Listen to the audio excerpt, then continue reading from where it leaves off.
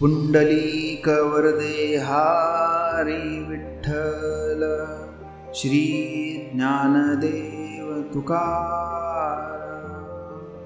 पंढरीनाथ महाराज की जय, ज्ञानेश्वर महाराज की जय, जगद्गुरु तुकाराम महाराज की जय। विठ्ठल विठ्ठल विठ्ठल विठ्ठल विठ्ठल विठ्ठल विठ्ठल विठ्ठल, ज्ञानबा तुकाराम, ज्ञानबा तुकाराम। सध्या अशा प्रकारचे संगीत, अशा प्रकारचं गीत संपूर्ण महाराष्ट्रभर ऐकू येत आहे। याचं कारण असं आहे की आषाढी एकादशी निमित्त आषाढी वारीसाठी येणाऱ्या सर्व संतांच्या महंतांच्या पालख्या पंढरपुराकडे निघालेल्या आहेत। या पालख्या आता वाटेने आहेत आणि लवकरच त्या पंढरपुरी पोहोचणार आहे। लाखोंचा जनसमुदाय पंढरीच्या विठ्ठलाच्या भक्तीच्या प्रेमापोटी आपापल्या घरापासून चालत चालत पायी वारी करत पंढरपूरला पोहोचणार आहे। आणि या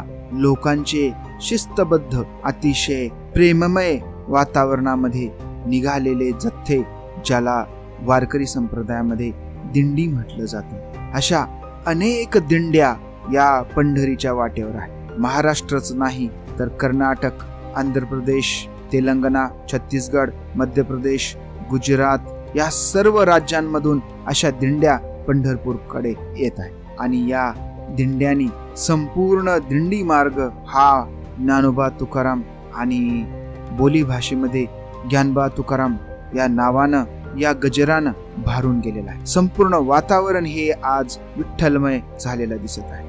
आणि जशी जशी आषाढी एकादशी जवळ येत आहे तसतसं हे विठ्ठलमय वातावरण आणखीन भारून जात आहे। हे सर्व काय आहे तर ही आहे पंढरपूरच्या विठ्ठलाची केली जाणारी आषाढी वारी। सर्व वाऱ्यांमध्ये सर्वात मोठी वारी म्हणजे ही आषाढी वारी मानली जाते। आणि आषाढी वारीसाठी संपूर्ण देशभरातून लोक पंढरपूरच्या विठ्ठलाच्या दर्शनासाठी पंढरपूरला येत असतात।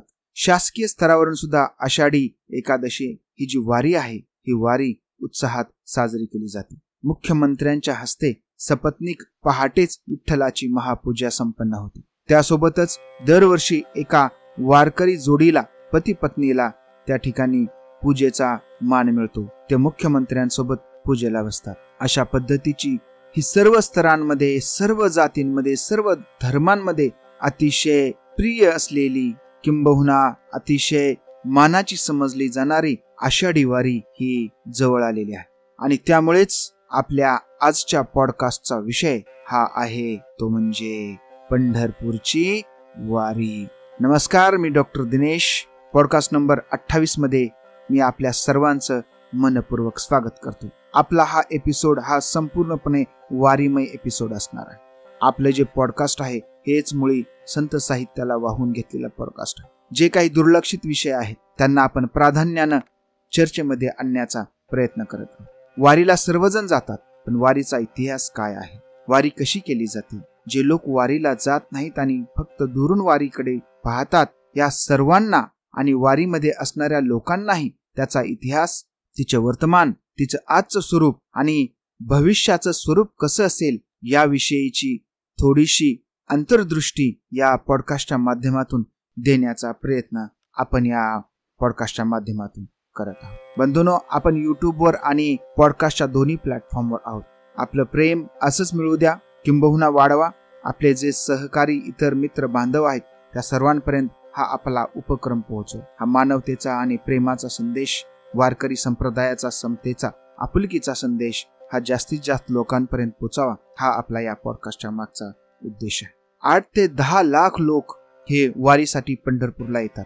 वास्तविकपणे हा तर पेरणीचा कालखंड असतो आणि बहुतांश वारकरी हे शेतकरी आहेत, शेती करणारे लोक। आणि पेरणी एका बाजूला आणि विठ्ठलाची आस एका बाजूला, पण त्यातूनही मार्ग काढून हे लोक पायी चालत सुमारे 18 दिवस ही पायी दिंडी चालते आणि हे 18 दिवस चालत चालत चालत येऊन पंढरपूरचं दर्शन घेतात, कृतकृत्य होतात आणि परत जातात। आषाढी एकादशीच्या निमित्त ही जी वारी केली जाते, ही वारी सुमारे 250 किलोमीटर हिचं अंतर आहे। सामान्यपणे वारी ही वर्षभरातून 4 वेळा केली जाते आणि ज्या मराठी महिन्यामध्ये ती वारी केली जाते त्या महिन्याच्या शुद्ध एकादशीला वारी केली जाते आणि त्या नावानंच ती प्रसिद्ध आहे. पंढरपूरला केल्या जाणाऱ्या वाऱ्यांमध्ये 4 वाऱ्या आहेत. सर्वात मोठी आणि मानाची समजली जाते ती म्हणजे आषाढी वारी, त्यानंतरची दुसरी आहे कार्तिकी वारी, तिसरी आहे माघी वारी आणि चौथी आहे चैत्री वारी. तर आषाढी वारी ही सर्वात मोठी आहे. सर्व पालख्या पंढरपुराकडे येतात. पंढरपुरात येऊन विठ्ठलाचं दर्शन घेऊन मग आपापल्या मार्गाने ते परत जातात आणि त्यानंतर चातुर्मासही सुरू होतो, ज्याला हिंदू धर्मामध्ये मानाचं स्थान आहे. एक पवित्र 4 महिन्याचा कालखंड ज्या काळामध्ये देवाची आराधना उपासना केली जावी अशी मान्यता आहे. असा चातुर्मासही लगेच सुरू होतो. त्यानंतरची दुसऱ्या क्रमांकाची वारी म्हणजे कार्तिकी वारी आहे. ही वारी ही आषाढी एकादशी इतकीच महत्वाची आहे. मी सांगितल्याप्रमाणे शुद्ध एकादशीला पंढरपूरचं दर्शन घेतात आणि मग पंढरपूरहून परत गावाकडे जातात. असं म्हणतात की विठ्ठल हे या वारीमध्ये ते झोपेतून उठतात अशी मान्यता आहे. त्यानंतरची माघी वारी आहे. या माघी वारीला पुन्हा तीच शुद्ध एकादशी, तिला जया एकादशी असं सुद्धा म्हणतात. त्यानंतरची चैत्री वारी आहे. चैत्री वारी म्हणजे हा मराठी महिन्यातला पहिला महिना आहे आणि शुद्ध एकादशीलाच ही सुद्धा वारी संपन्न होते आणि या एकादशीला कामदा एकादशी असं सुद्धा म्हटलं जातं. 250 किलोमीटर चालत येणारा हा वारकरी.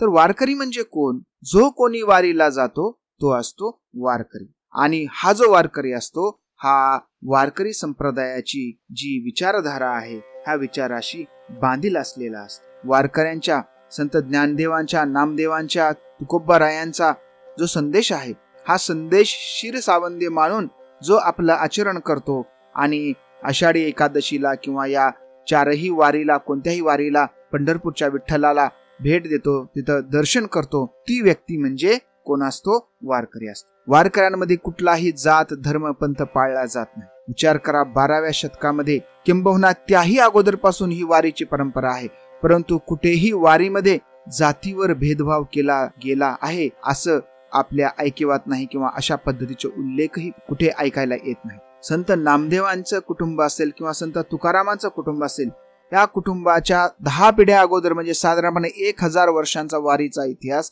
माहिती आहे. त्या अगोदरपासून कधीपासून वारी आहे हे आपल्याला माहिती नाही, परंतु 1000 वर्षामध्ये सर्व जातींचे धर्माचे लोक एकत्र हे वारीला जातात आणि हे जे समतेचं बीज आहे हे समतेचे बीज एवढ्या धार्मिक कर्मकांडांच्या दैववादाच्या काळामध्ये सुद्धा रुजलं, वाढलं, मोठं झालं आणि वारकरी संप्रदायाने ते सांभाळलं. हे वारकरी संप्रदायाचं सर्वात मोठं यश आहे. वारकरी संप्रदायाबद्दल बोलताना मी यापूर्वी म्हटलं होतं की वारकरी संप्रदायाने शांतीमध्ये क्रांती केलेली आहे. कुठलाही आवाज न करता, कुणालाही नाव न ठेवता, कुणाच्याही विरोधात न जाता शांततेने त्यांनी त्यांची क्रांती केली आणि हे समतेचे बीज त्यांनी या वारीच्या माध्यमातून रोवलं. जाती तर सोडा, अनेक धर्माची लोक सुद्धा वारीला जाताना आपल्याला दिसून येतात. आणि हा जो वारीचा धर्म आहे ह्या वारीच्या धर्मालाच काय म्हटलं जातं? भागवत धर्म असं म्हटलं जातं. आता वारकऱ्याचं काय वैशिष्ट्य आहे? कसा ओळखावा वारकरी? वारी करणारा वारकरी हा गळ्यामध्ये तुळशीची माळ घालणार आणि त्यानं तुळशीची माळ घातली की तो झाला माळकरी. आता ही माळ घालायला कुणी फार मोठा गुरु शोधण्याची गरज नाही. कुठलाही माळकरी, एक माळकरी दुसऱ्या माळकऱ्याला गुरु करू शकतो, जेणेकरून तुम्हाला कुठल्या मोठ्या गुरुला त्याची दान दक्षिणा पूजा कार्यक्रम करण्याची गरज नाही. आणि त्यानंतर रामकृष्ण हरी नावाचा जपही ती माळ घेऊन केला जातो. दुसरं काही जरी नसलं तरी माळ घातल्याशिवाय मात्र माळकरी होता येत नाही. तर वारकऱ्याला वारी करण्याच्या अगोदर माळकरी होणं आवश्यक असते. कशी दिनचर्या असते या माळकऱ्यांची? विशेष करून वारीच्या काळामध्ये यांची दिनचर्या अशी असते: सकाळी लवकर उठणे, स्नान करणे, स्नान करून गोपीचंदाचा टिळा आणि हरिपाठ. हरिपाठ हा सर्व वारकऱ्यांना कंपल्सरी आहे. त्यानंतर सात्विक आहार घेणे, एकादशीचा उपवास करणे आणि सातत्यानं विठ्ठलाचं, ईश्वराचं नामस्मरण करणे. आपलं दैनंदिन जीवनातलं जे काही कर्म असेल, जे काही कार्य असेल, हे कार्य करत करत काय करायचे? नामस्मरण करायचं. म्हणजे कामधंदा सोडून भक्ती करण्यासाठी जाण्याची गरज नाही. वारीला जाण्याचे एवढेच काही दिवस ते तुमचे वाया जातील म्हणण्यापेक्षा भक्ती मार्गामध्ये तुमच्या कामापासून तुम्ही बाहेर येऊन करू शकता. बाकी सर्व दिवस हे तुम्हाला भक्तीला मोकळे आहेत आणि या सर्व दिवसांमध्ये नामस्मरण करून तुम्ही ईश्वराची भक्ती करू शकता. वारकरी महावाक्य जे मी सुरुवातीला म्हणालो होतो ते वारकऱ्यांचं महावाक्य मानलं जातं. कारण अधूनमधून जेव्हा जेव्हा वारकरी संप्रदाय भक्ती करत असतो तेव्हा तेव्हा हे महावाक्य आपल्याला ऐकायला मिळतं. काय आहे महावाक्य? पुन्हा एकदा म्हणूया. पुंडलिक वरदा हरी विठ्ठल श्री ज्ञानदेव तुकाराम पंढरीनाथ महाराज की जय. पंढरीनाथ भगवान की जय. ज्ञानेश्वर महाराज की जय. जगद्गुरु संत तुकोबाराय महाराज की जय. अशा पद्धतीनं हे महावाक्य म्हटलं जातं. जेव्हा वारकरी पंढरपूरला निघतो साधारणपणे 18 दिवसामध्ये जाण्याचा त्यांचा मार्ग हा पूर्ण होत असतो. आणि मग निघताना डोळ्यासमोर एकच आस असते, ते म्हणजे पंढरपूरच्या विठ्ठलाचं दर्शन. सातत्यानं त्यांना पंढरपूरचा विठ्ठल, मंदिराचा कळस याचं चिंतन करत करत करत तो काय करतो, वारकरी पुढे निघतो. आणि वारकऱ्याच्या मनाची वारीला निघताना काय मनाची अवस्था असते हे जगद्गुरु तुकोबारायांनी एका अभंगातून सांगितलेलं. तो अभंग असा आहे. भेटी लागी जीवा लागलीसे आस, पाहे रात्रीन दिवस वाट तुझी. पौर्णिमेचा चंद्रमा चकोरा जीवन, तैसे माझे मन वाट पाहे. दिवाळीच्या मुळा लेकी असावली, पाहतसे वाटुली पंढरीची.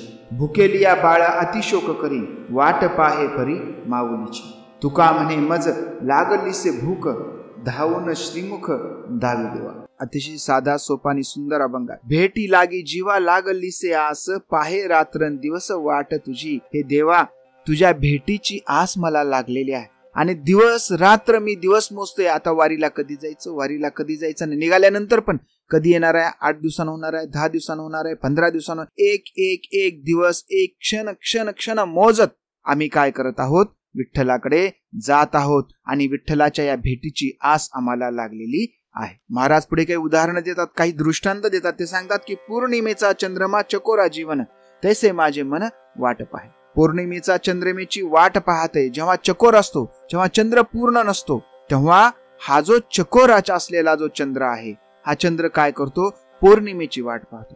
मी कधी एकदा पूर्ण होईन आणि मी कधी एकदा पूर्ण प्रकाशमान होईन याची आस हा चंद्रमा वाट बघत असतो, याची आस तो धरून बसलेला असतो. तशाच पद्धतीनं मी सुद्धा काय करत आहे, वाट पाहत आहे. आणखीन एक दृष्टांत महाराज देतात, तो म्हणजे दिवाळीच्या मुळा लेकी असावली, पाहतसे वाटुली पंढरीची. बघा, दिवाळीच्या मुळा लेकी असावली. दिवाळीला भाऊराया आपल्याला सणासाठी न्यायला येईल म्हणून बहीण काय करते, भावाची वाट पाहते. आणि भाऊ मूळ घेऊन काय करतो, बहिणीला घ्यायला जातो. ज्या पद्धतीनं मुलगी आपल्या भावाची मूळ घेऊन येणाऱ्या भावाची वाट पाहत असते, तशाच पद्धतीनं, तेवढ्याच अगतिकतेनं, तेवढ्याच उत्कटतेनं, तेवढ्याच उत्साहानं, तेवढ्याच प्रेमानं माझं मन ह्या पंढरीच्या वारीची वाट पाहत असते, असं जगद्गुरु तुकोबाराय सांगतात. किती उत्साह असतो माहेरी जायचा. आजच्या आधुनिक युगामध्ये सुद्धा जेव्हा मोबाईल फोन्स एवढं सगळं कम्युनिकेशनची साधनं उपलब्ध आहेत, तेव्हा सुद्धा एखादी स्त्री जेव्हा म्हणते की मी माहेराला जाणार आहे, तेव्हा तिच्या चेहऱ्यावरचा आनंद हा वेगळाच असतो. जरी गाठ भेट होत असली तरी माहेरी जाऊन राहण्याचा आनंद हा वेगळाच असतो. आणि त्या उत्कटतेची बरोबरी म्हणजे माझी ही पंढरपूरला जाण्याची आस आहे, असं जगद्गुरु तुकोबाराय म्हणतात. भुकेलिया बाळ अतिशोक करी, वाट पाहे परी माऊलीची. बाळाला भूक लागलेली आहे, ते रडत आहे, शोक करत आहे की त्याला भूक लागलेली आहे. जरी भूक लागलेली असली तरी तो वाट कुणाची पाहत आहे, त्याच्या माऊलीची, त्याच्या आईची वाट पाहत. तुका म्हणे मज लागलीसे भूक, धावून श्रीमुख दावी देवा.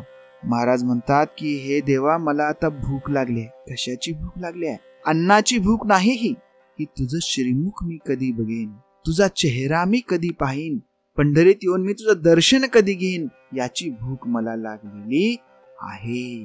म्हणून महाराज म्हणतात की काय मनाची अवस्था आहे जेव्हा आम्ही वारीला निघालेलो आहोत. ही वारीला निघालेल्या वारकऱ्याच्या मनाची अवस्था जगद्गुरु तुकोबारायांनी त्यांच्या अभंगातून आपल्या समोर व्यक्त केलेली आहे. वारीला 1000 वर्षाचा इतिहास, तरी साधारणपणे माहिती ऐतिहासिक दृष्ट्या अशी मिळते की साधारणपणे 13व्या शतकामध्ये ज्ञानदेवांच्या घराण्यामध्ये वारी होती. नामदेव असतील, ज्ञानदेव असतील, एकनाथ असतील, तुकाराम असतील, या 4 प्रमुख संतांचा जो वेगवेगळा कालखंड आहे, या कालखंडामध्ये आपल्याला वारीचा उल्लेख आढळून येतो. या पूर्वीचा इतिहास आणि त्याचे पुरावे जरी उपलब्ध नसले तरी या कालखंडामध्ये जे त्यांनी वारीचं वर्णन केलेलं आहे ते पाहता त्यापूर्वीपासून वारी अस्तित्वात असावी असं म्हणायला आपल्याला हरकत. ढोबळमानाने वारीचा जो कालखंड आहे, हा कालखंड 5 कालखंडामध्ये विभागित केला जातो. पहिला कालखंड म्हणजे ज्ञानदेव पूर्व काळ, म्हणजे भक्त पुंडलिकाचा काळ. या काळामध्ये वारीला जाणारे लोक यांचा फारसा पुरावा उपलब्ध नाही, परंतु ज्ञानेश्वरांच्या जन्माच्या अगोदरपासून वारी होती, नक्की होती, हे मात्र आपल्याला निश्चितपणे सांगता येते. त्यानंतर नामदेव आणि ज्ञानदेवाचा काळ दोघेही समकालीन होते, त्यामुळे दोघांचा काळ या काळातही वारी होती. त्या वारीचं स्वरूप हे थोडंसं वेगळं होतं. जसा काळ बदलला तसं वारीचं स्वरूप सुद्धा बदललं. पूर्वी वारीला फक्त लोक भजन करत जायचे. ज्ञानदेव नामदेवाच्या काळामध्ये त्यांनी कीर्तन त्यामध्ये समाहित करून घेतलं आणि नामस्मरणाला त्यांनी सर्वात जास्त भर दिला आणि लोक असं ग्रुपनं दिंड्या करून जायला लागले. त्यानंतर भानुदास एकनाथांचा काळ, संत भानुदास एकनाथांचे आजोबा आणि एकनाथ, हा 200-300 वर्षाचा कालखंड. त्यामध्ये पुन्हा वारीमध्ये सुधारणा झाल्या, बदल झाला, काळ बदलला, परिस्थिती बदलली आणि मग हळूहळू वारीमध्ये सुद्धा काय झाला, बदल झाला. त्यानंतर सर्वात महत्वाचा काळ म्हणजे तुकोबांचा काळ. तुकोबांच्या काळामध्ये वारीला एक शिस्त प्राप्त झाली.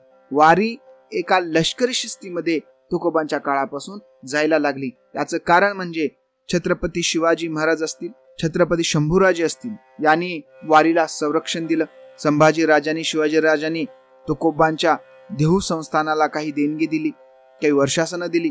त्याचबरोबर तत्कालीन जे सरदार होते, या सरदारांनी वारीला सुरक्षा सुद्धा पुरवली आणि या सगळ्यांच्या माध्यमातून वारी हे एक लष्करी शिस्तीचा उपक्रम म्हणून राज्यामध्ये फोफावला. आणि ही जी वारीची लष्करी शिस्त आहे, मागच्या 500, 600, 700 वर्षाची ही लष्करी शिस्त समाजामध्ये भिनली आणि त्यातूनच वारकऱ्यापासून धारकरी तयार झाले आणि लढाऊ योद्धे महाराष्ट्रामध्ये निपजले. आणि त्यामध्ये वारकरी संप्रदायाच्या योगदानाबरोबरच वारीचं योगदान सुद्धा फार महत्व आहे. म्हणतात केल्याने देशाटन, फिरलं पाहिजे, दूर दूर गेलं पाहिजे, समाज जग आपण बघितलं पाहिजे, त्याशिवाय आपल्याला स्वतःमध्ये सुधारणा करता येणार नाही. मूलतः वैदिक किंवा धर्म संस्कृतीमध्ये बाहेर फिरणं हे फार काही चांगलं मानलं जायचं नाही. जसं आपण जिथं आहोत तसंच राहावं आणि ईश्वराची भक्ती करावी, एवढंच.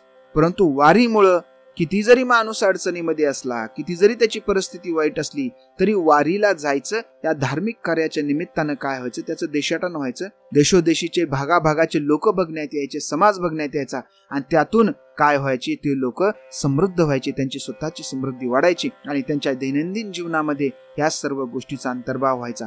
वेगवेगळ्या लोकांचं एक्सपोजर मिळालेलं, वेगवेगळ्या प्रकारचे कीर्तनकार त्यांनी बघितलेले, त्यांचं मार्गदर्शन बघितलेलं, त्यांचे दृष्टांत पाहिलेले आणि हे सर्व दृष्टांत, हे सर्व ज्ञान एकत्र करून वारकरी काय व्हायचा, समृद्ध व्हायचा आणि समृद्ध येऊन पुन्हा गावी येऊन काय करायचा, लोकांना मार्गदर्शन करायचा. अशा पद्धतीनं ज्ञानाचं देवाणघेवाण करण्याचा एक प्रकारचा सोशल मीडिया हा वारी त्या काळामध्ये होता असं आपल्याला म्हणावं लागेल. कारण त्याशिवाय दुसरं कुठलंही समृद्ध होण्याचं साधन समाजामध्ये उपलब्ध नव्हतं आणि ह्या वारीनं अशा प्रकारे काय केलेलं आहे, समाज समृद्ध केलेला आहे. आणि जगद्गुरु तुकोबारायानंतर पुन्हा 300 वर्षांचा हा जो कालखंड आहे, या कालखंडामध्ये सुद्धा काय झालेली आहे, वारी बरीचशी बदललेली आहे. सर्वात अगोदर जी ज्ञात वारी आहे, ही ज्ञात वारी ही जगद्गुरु तुकोबारायांनी सुरू केली. त्यांच्या हयातीमध्ये ते स्वतः काय करायचे, वारी घेऊन पंढरपूरला जायचे. जगद्गुरु तुकोबारायांच्या नंतर जगद्गुरु तुकोबारायांचे सुपुत्र श्री नारायण बाबा महाराज, ह्या नारायण महाराजांनी काय केली, वारीमध्ये त्यांनी काय केली, सुधारणा केली. पूर्वी तुकोबाराय वारी घेऊन जायचे, ती वारीच असायची. त्यांनी काय केलं, तुकोबांच्या पादुका, चांदीच्या पादुका पालखीमध्ये ठेवून ते काय करू लागले, पंढरपूरला जायला लागले. सुरुवातीला नारायण बाबांच्या नेतृत्वामध्ये ही वारीची पालखी देहूहून निघून आळंदीला यायची. आळंदीहून मग ज्ञानेश्वर महाराजांच्या पादुका असलेली एक पालखी घ्यायची. ह्या जुळ्या पालख्या पंढरपूरला जायच्या आणि एक फार मोठा वारीचा उत्सव राज्यभर एकच उत्साहामध्ये व्हायचा. पुढे नारायण बाबाच्या नंतर त्यांच्या कुटुंबियांमध्ये वारीच्या नेतृत्वावर वाद निर्माण झाले आणि वारी बंद पडते की काय अशी परिस्थिती निर्माण झाली. आणि मग त्यातूनच पुढे ज्ञानदेवांची एक वेगळी पालखी सुरू झाली आणि ही सुरू करणारे व्यक्तिमत्व म्हणजे हैबत बाबा. आणि हे हैबत बाबा देशमुख हे आरफळचे होते. त्यांनी ज्ञानेश्वर महाराजांच्या पादुका सोहळ्याने पंढरपूरला न्यायची प्रथा सुरू केली. हत्ती, घोडे, लावाजमा या संत ज्ञानदेवांच्या पालखीसोबत ते घेऊन जाऊ लागले. त्यांना श्रीमंत राजेसाहेब औंधकर हे काय करायचे, सरकारी मदत द्यायची. तत्कालीन जे कोणी राज्यकर्ते होते त्यांनी या धार्मिक प्रथेसाठी सुद्धा मदत केलेली आपल्याला दिसून येते. त्यानंतर 1852 मध्ये पुन्हा पंच कमिटी नेमून पालखीची व्यवस्था केली गेली. अशा पद्धतीनं पालखीला एक वैधानिक स्वरूप आलं, एक लोकशाही मार्गाचं स्वरूप आलं, जेणेकरून सर्व पालखीला येणारे लोक एका शिस्तीमध्ये जातील, सर्वांची व्यवस्था आणि सोय सुद्धा होईल. खरी वारी, आधुनिक वारी ही जगद्गुरु तुकोबारायांनीच सुरू केली होती. तुकोबारायांचे पूर्वज विश्वंभर बाबा हे ज्ञानदेव नामदेवांचे समकालीन होते आणि त्यांच्या घराण्यात वारी होती. स्वतः तुकोबा 1400 टाळकरी घेऊन शुद्ध एकादशीला काय करायचे, पंढरपूरला जायचे. आणि ही जगद्गुरु तुकोबारायांची परंपरा ही नारायण बाबा महाराजांनी पुढे सुरू केली. आणि पुढे 19व्या शतकामध्ये काय झालं, जसं ज्ञानोबा तुकाराम यांच्या 2 पालख्या येऊ लागल्या, तशा सर्व संतांच्या पालख्या या पंढरपूरला येऊ लागल्या. त्यामध्ये निवृत्तीनाथ असतील, सोपानदेव असतील, मुक्ताई, जनार्दन स्वामी, एकनाथ महाराज, सावतामाळी, रामदास स्वामी, आता आधुनिक काळात तर गजानन महाराज शेगाव यांच्यासोबत संत चोखामेळा असतील, अशा सर्व संतांच्या आता त्यांची संख्या जवळजवळ 30 ते 35 आहे असं म्हटलं जातं. बऱ्याचशा अनधिकृत पालख्याही काय करतात, पंढरपूरला येतात. मग वारीला एवढा मोठा 1.5 लाखाचा जनसमुदाय येतो, मग त्याच्या शिस्तीसाठी काही नियोजन केलेला, तर वारीला येणाऱ्या प्रचंड समुदायाला शिस्त लावण्यासाठी दिंडी ही संकल्पना आहे. आणि या दिंडीला काय केलेले असतात, क्रमांक दिलेले असतात, नंबर दिले असतात आणि दिंडीला एक प्रमुखही नेमलेला असतो. हा प्रमुख काय करतो, काही 4-2 लोकांची एक पंच कमिटी करतो आणि ही पंच कमिटी आणि प्रमुख मिळून दिंडीचे काय करतात, नियोजन करतात. त्यामध्ये भोजन व्यवस्था, निवास व्यवस्था, अशा पद्धतीनं हे वारीचं नियोजन केलं जातं. पुढे पालखीचं रूपांतर हे पालखीच्या रथामध्ये झालं आणि मग पालखीचा रथ हा बैलांनी ओढून पंढरपुरी नेला जातो. आणि या बैलाचा मान जो आहे हा महाराष्ट्राची खिल्लार नावाची बैलाची जोडी आहे, या जातीच्या बैलांना हा मान मिळतो. सुंदर आणि ताकदवान बैल यासाठी निवडले जातात आणि वर्षभर या बैलांची काळजी घेतली जाते. त्यामध्ये ज्ञानदेवांच्या पालखींचा आणि जगद्गुरु तुकोबारायांच्या पालखींचा बैलांचा मान थोडा वेगळा आहे. संत ज्ञानेश्वरांच्या पालखीचा मान हा आळंदीतील 6 कुटुंबांना दिला जातो. आलटून पालटून हे 6 कुटुंब आपले बैल देतात आणि 18 दिवस तेच बैल काय करतात, पालखी ओढत ओढत पंढरपूरला घेऊन जातात आणि परत येताना मात्र फक्त 9 दिवसात ही पालखी परत येते. हा रथ हा काही कमी वजनाचा नसतो, बराचसा जड असतो, त्यामुळे हे ताकदवान बैल त्यासाठी निवडले जातात. या रथापुढे दिंडी क्रमांक 1 ते 7 वैकुंठवासी गुरुवर्य ब्रह्मचैतन्य तात्यासाहेब आबासाहेब महाराज वास्कर हे काय करायचे, पुढाकार घ्यायचे आणि तीच परंपरा पुढेही सुरू आहे. दुसऱ्या बाजूला तुकोबांची जी पालखी आहे, या तुकोबांच्या पालखीला पुणे जिल्ह्यातील कोणीही शेतकरी अर्ज करू शकतो आणि मग अर्ज केल्यानंतर बैलांची पाहणी केल्यानंतर त्यांची निवड तुकोबांच्या पालखीसाठी केली जाते. आणि या तुकोबांच्या पालखीसाठी मात्र 2 बैलजोड्या वापरल्या जातात. एक बैलजोडी एक दिवस आणि दुसरी बैलजोडी दुसरे दिवस, असं अल्टरनेट. त्यामुळे बैलही थकत नाहीत आणि पालखीचा मानही जास्त लोकांना देता येतो. अशा पद्धतीनं ही पालखी पंढरपूरला जाते. पंढरपूरच्या दर्शनानंतर पुन्हा ही पालखी परत येते. परत येताना मात्र कुठल्याही थांब्यांचं नियोजन असं वेगळं काही केलेलं नसतं. त्यांच्या सोयीप्रमाणे काय होती, ती पालखी परत येते. आता या वारीचं वैशिष्ट्य आहे, वारीचं वैशिष्ट्य म्हणजे रिंगण.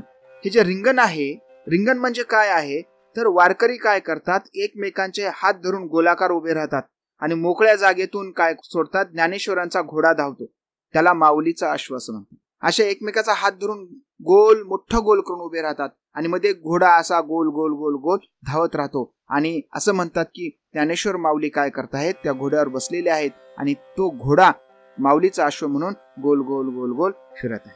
ज्ञानेश्वरांच्या माऊलीचं रिंगण कुठे कुठे होतं, तर कडूस फाटा, वेळापूर, वाखरी या ठिकाणी काय होतं, रिंगण होतं. हे रिंगण म्हणजे काय आहे, तर रिंगण म्हणजे एकमेकाचे हात धरून एकमेकाला काय करायचं आहे, वारीला जाताना मदत करायची आहे. आपपर भाव जो आहे हा या रिंगणामध्ये संपला जातो आणि मोठमोठ्याने घोषणा, ज्ञानोबा तुकारामच्या घोषणा या बाजूनं वारकरी देतात आणि घोड्याला प्रोत्साहन देतात. आपण ही जे कोणी वारीला जात नाही त्यांनीही टीव्हीवर किंवा चॅनलमध्ये, मीडियामध्ये आपण वारीच्या माऊलीच्या अश्वाचे व्हिडिओ पाहिले असते. अशा वेळी वारकऱ्यांची काय मनस्थिती असते, वारकऱ्यांना ओढ तर लागलेली असते पंढरपूरच्या विठ्ठलाची. मनस्थिती काय असते, पुढे जायचं जे आहे किंवा आजपर्यंत जे आपण वारीमध्ये जे आपण आलेले आहोत, हे कसं आलेले आहोत, हा सांगणारा एक जगद्गुरु तुकोबारायांचा अभंग आहे.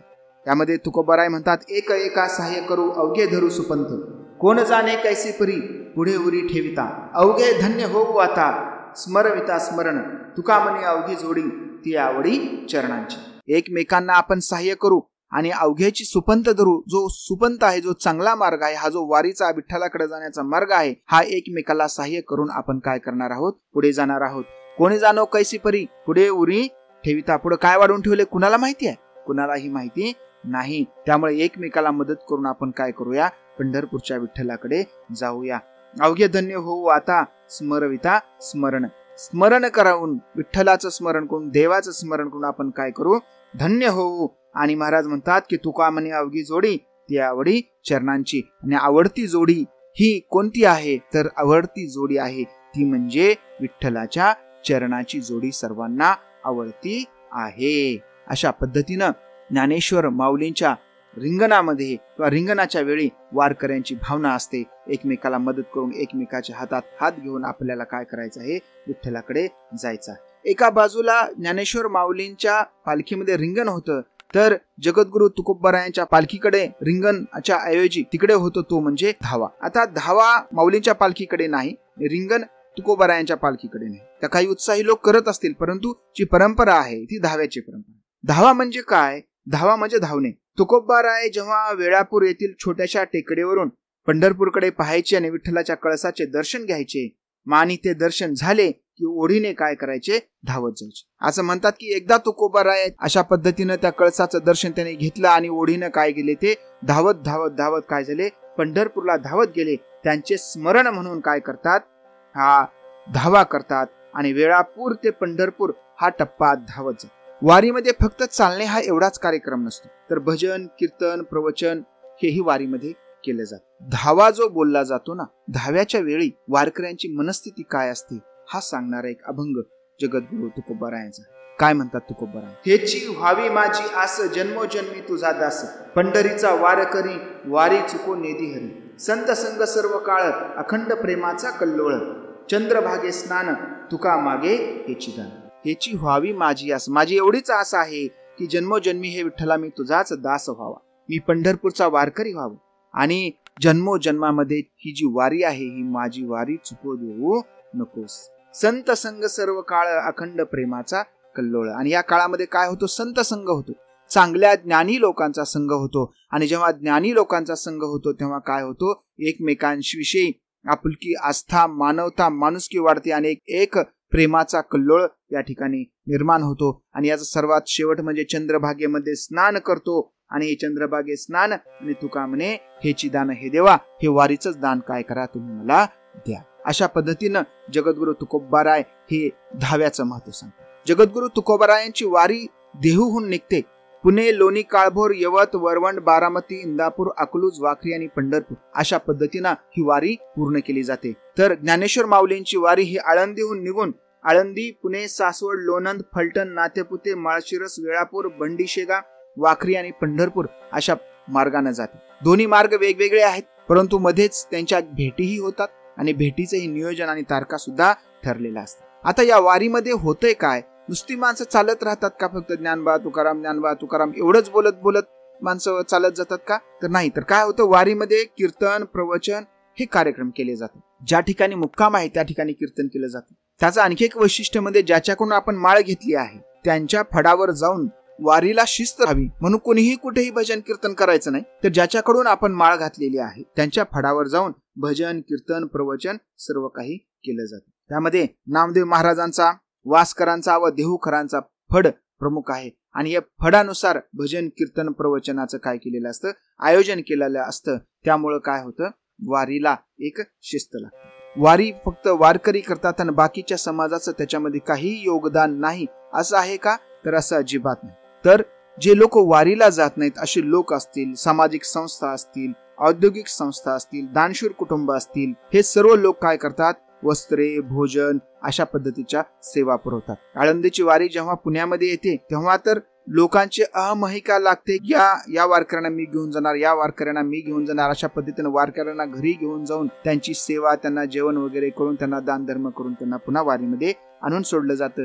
बऱ्याचदा ही परंपरा ही पडलेली आहे की वर्षानुवर्ष तीच व्यक्ती आळंदीतून त्या व्यक्तीच्या घरी सेवा घेण्यासाठी जाते. अशा पद्धतीची एक नवीन परंपरा आणि या परंपरांमधून तयार झालेले संबंध पुढे ऋणानुबंधामध्ये बदललेत आणि नंतर एकमेकांच्या विवाह सुखदुःखामध्ये सुद्धा हे वारकरी आणि त्यांचे यजमान यांचा भेट आणि यांचा संपर्क होत असताना आपल्याला दिसून येतो. अशा पद्धतीने एक नवीन सामाजिक धागा, एक नवीन सामाजिक तानाबाना या वारीच्या माध्यमातून बुनला जात आहे किंवा विणला जात आहे असं आपल्याला म्हणावं लागेल. वाहनांची सुविधा, पालखी मार्गाची स्वच्छता, वैद्यकीय मदत, पिण्याचं पाणी या सुविधा शासकीय स्तरावरूनही दिल्या जातात आणि लोक सेवाभावी संस्थांच्या माध्यमातूनही अशा सुविधा देत असतात. वारीवर अनेक चित्रपट, कादंबऱ्या निघालेल्या आहेत. परवाच लय भारी नावाचा सिनेमा आहे रितेश देशमुख यांचा, त्यामध्येही वारीचा उल्लेख आहे, पंढरपूरचा उल्लेख आहे. आणि जेव्हा ही वारी आषाढी एकादशीला चाललेली असते तेव्हा शाळांमध्ये वारी, एक प्रतिरूप वारीचं आयोजन केलं जातं आणि संपूर्ण महाराष्ट्र हा वारीमय होऊन जातो. त्यामध्ये कुणी विठ्ठलाचं रूप घेतात, कुणी ज्ञानेश्वर तुकाराम संतांचे रूप घेतात आणि अशा पद्धतीनं वारीची एक प्रतिकृती तयार करून एक छोटीशी वारी शाळा, कॉलेजेस, महाविद्यालय या ठिकाणी सांस्कृतिक कार्यक्रमाच्या रूपानं केली जाते आणि वारीला समर्थन, प्रोत्साहन दिलं जातं. अशी ही वारी जे महाराष्ट्राचं संचित आहे, महाराष्ट्राचं वैभव आहे, ह्या वारीच्या आणि आषाढी एकादशीच्या सर्व भक्तजनांना मी शुभेच्छा देतो. आणि जेव्हा माणूस वारीमध्ये असतो, जेव्हा त्याच्या मनाची अवस्था आनंदाची असते आणि ह्या आनंदाच्या अवस्थेचा परमोच्च बिंदू म्हणजे विठ्ठलाचं दर्शन आहे. आणि जेव्हा विठ्ठलाचं दर्शन वारकऱ्यांना होतं, त्यांची अवस्था दर्शवणारा सुद्धा आणखीन एक अभंग जगद्गुरु तुकोबारायांचा आहे. तो अभंग आपण पाहूया. आनंदाचे डोही आनंद तरंग, आनंदाचे अंग आनंदाचे, काय सांगू झाले काहीची या बाही, पुढे चाली नाही आवडीने. गर्भाचे आवडी मातेचा डोहळा, तेथीचा जिव्हाळा तेथे बिंबी. तुका म्हणे तैसा ओतलासे ठसा, अनुभव सरीसा मुखा आला. आनंदाचे डोही आनंद तरंग, आनंदाची अंग आनंदाची. वारी पूर्ण होऊन विठ्ठलाचं दर्शन होणं हा म्हणजे काय आहे? एक आनंदाचा डोह आहे आणि आनंदाच्या डोहातून निघणारे आनंदाचे तरंग हे मनाला वारकऱ्यांच्या आल्हादित करत आहेत, सुखी करत आहेत, एक आनंदाची अनुभूती देत आहे. आणि महाराज काय सांगू झाले काहीची या बाई, काय बाय झालं काय सांगू मी तुम्हाला, पुढे चाली नाही आवडीने. एकदा विठ्ठलाचं दर्शन घेतलं की आता पुढं आवडीनं चालणं नाही. आतापर्यंत जे चालणं होतं ते विठ्ठलाच्या ओढीनं वेगानं विठ्ठलाकडे जाणं होतं. आणि त्यांनी उदाहरण दिलंय की काय आवड आहे वारीची, तर गर्भाची आवडी मातेचा डोहळा. गर्भाला काय आवडतं? मातेचा डोहळा. मातेचा डोहळा मातेसाठी नसतो तर तो गर्भासाठी असतो. ती गर्भाची जी इच्छा आहे ती इच्छा या डोहाळ्याच्या माध्यमातून पूर्ण केली जात असते. तेथीचा जिव्हाळा तेथे बिंबे. आणि त्या डोहाळ्याच्या पुरवण्यातून जो जिव्हाळा तिथं निर्माण झालेला आहे, हा जिव्हाळा तेथेच काय होत आहे?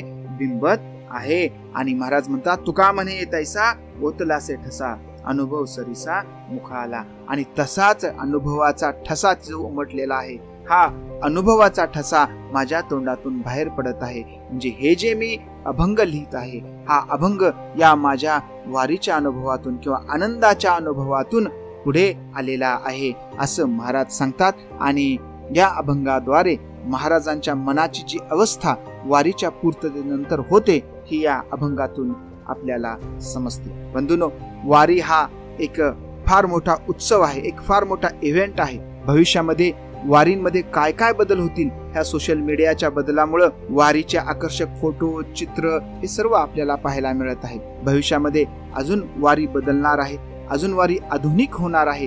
आता सायकल वारी काही लोक करतायत, म्हणजे आपापल्या ठरलेल्या ठिकाणातून आपापले झेंडे घेऊन लोक काय करतात? वारीला जातात. सायकलवर पंढरपूरला वारीला जातात. बाईक वारी आहे, बाईकवर लोक वारीला जातात. बाईकवर जाणं काही एवढं विशेष नाही, पण सायकल वारी ही सुद्धा कशी आहे? विशेष आहे. अशा वेगवेगळ्या प्रकारच्या वाऱ्या विठ्ठलावरची भक्ती करणारे लोक आयोजित करतायत आणि त्या वारीचं वैविध्य निर्माण होत आहे. अशा पद्धतीनं जे संचित आपल्याला मिळालेला आहे, जो अनुभवाचा जो काही आपल्या पूर्वजांचा ठेवा आहे, हा ठेवा आपण अधिक या वेगवेगळ्या वारीच्या वैविध्यानं आपण समृद्ध करत आहोत. तर आपण अशाच पद्धतीने ही वारी समृद्ध करूया, हा महाराष्ट्राचा ठेवा अजून पुढे घेऊन जाऊया एवढं आवाहन करतो. आणि पुन्हा एकदा आपला जो हा प्रेमाचा संदेश आहे, हा जो पॉडकास्टचा संदेश आहे, हा जास्तीत जास्त लोकांपर्यंत पोहोचवा असं मी आपल्याला आवाहन करतो. आणि थांबतो. आपले पॉडकास्ट यूट्यूबवरही उपलब्ध आहे. दोन्हीही ठिकाणी लाईक करा, फॉलो करा, शेअर करा, कमेंट करा, सुधारणा सुचवा, प्रेमाचा संदेश जास्तीत जास्त लोकांपर्यंत पोहोचवा एवढं आवाहन करतो. थांबतो. रामकृष्ण हरी.